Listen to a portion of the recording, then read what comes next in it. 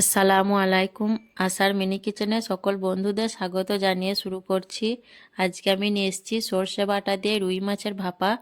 তো গরম ভাতের সঙ্গে এই রুই মাছের ভাপা খেতে কিন্তু খুবই ভালো লাগে। আর আমরা বাঙালিরা মাছ খেতে তো খুবই পছন্দ করি। তো চলুন আজকে রুই মাছের ভাপা রেসিপিটা দেখে নেওয়া যাক। আর রেসিপি পছন্দ হলে আমার চ্যানেলটি সাবস্ক্রাইব করে আমার পাশে থাকবেন। রুই মাছের ভাপা বানানোর জন্য এখানে আমি 5 পিস রুই মাছ নিয়ে নিয়েছি। আর মাছটা আমি কেটে বেছে ধুয়ে নিয়েছি। আর আমার লাগছে এখানে আমি 6-7টা শুকনো লঙ্কা বেটে নিয়েছি। আর নিয়েছি সর্ষের তেল 1 চামচ, নুন চা চামচে, 1 চামচ হলুদ গুঁড়ো চা চামচে। আর এখানে আমি 3 চামচ সর্ষে বেটে নিয়েছি। আর এখানে আমি কালো সর্ষে নিয়েছি। আর সর্ষেটা আমি চা ছাঁকনি দিয়ে ছেঁকে নিয়েছি। তো এই উপকরণগুলো আমার সর্ষে দিয়ে রুই মাছের ভাপা করার জন্য লাগছে। এখানে আমি একটা এরকম গোল টিফিন কৌটা নিয়ে নিয়েছি। আর এর মধ্যে আমি মাছগুলো নিয়ে নেব।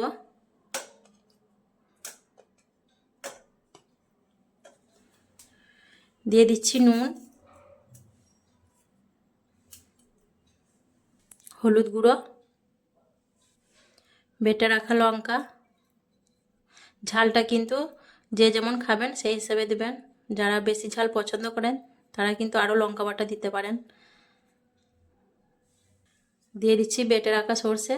এখানে কিন্তু হলুদ সর্ষেও নিতে পারেন, আমি কালো সর্ষে নিয়েছি যেহেতু কালো সর্ষের ঝাঁঝটা বেশি হয়। আর দিয়ে দিচ্ছি পরিমাণ মতো সর্ষের তেল। পুরো তেলটা দিলাম না, অল্প রেখে দিলাম।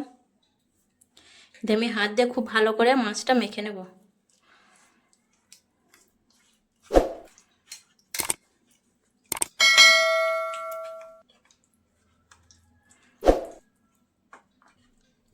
মাছটা কিন্তু খুব ভালো করে মেখে নিতে হবে যাতে তেল মশলা এবং নুন মাছের মধ্যে ভালোভাবে মিশে যায়। দেখুন মাছটা কিন্তু আমি খুব ভালোভাবে মেখে নিলাম। এখন আমি এই সর্ষের বাটিটা ধুয়ে কিছুটা পানি দিয়ে দেবো সেদ্ধ হওয়ার জন্য। আর হাতটা ধুয়ে দিচ্ছি যেহেতু হাতে আমার মশলাটা লেগে আছে।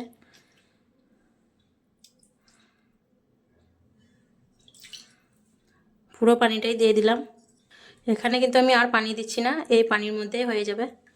তো আমি একটু ঝাঁকিয়ে ঝাঁকিয়ে ভালো করে মশলা আর পানি মিশিয়ে নেব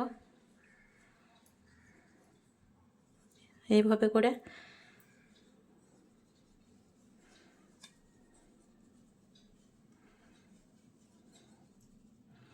দেখুন খুব ভালো করে আমি পানিটা মশলার সঙ্গে মিশিয়ে নিলাম।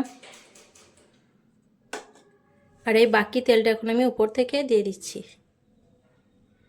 আর মাছ ভাপাতে কিন্তু সর্ষের তেল দিলেই স্বাদটা বেশি ভালো হয়। এখন আমি উপর থেকে ঢাকনাটা লাগিয়ে দেব। ঢাকনাটা আমি খুব চেপে বসাচ্ছি না যেহেতু খুলতে অসুবিধা হবে। তো ঢাকনাটা লাগিয়ে নিলাম। গ্যাসটা অন করে আমি কড়াইয়ে অর্ধেক পানি দিয়ে বসিয়ে দিয়েছি। আর এখন টিফিন কৌটোটা আমি পানির মধ্যে বসিয়ে দিচ্ছি। এখানে চাইলে স্ট্যান্ড দিয়ে বসাতে পারেন, কিন্তু আমার স্ট্যান্ডটা দিলে ঢাকনাটা লাগানো যাবে না, তাই স্ট্যান্ড দিলাম না। দিয়ে ঢেকে দিয়ে আমি 15 মিনিট হাই হিটে রান্না করে নেব। 15 মিনিট রান্না করার পর আমি ফিরে এলাম। এখন আমি গ্যাসটা অফ করে টিফিন কৌটোটা একটা খুন্তি দিয়ে তুলে নিচ্ছি।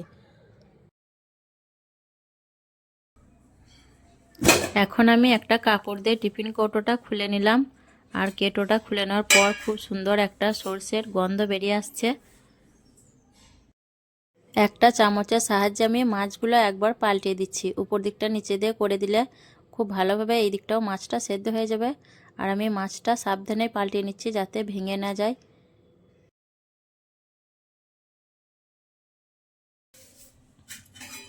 আবারও আমি ঢাকনাটা ঢেকে দিচ্ছি।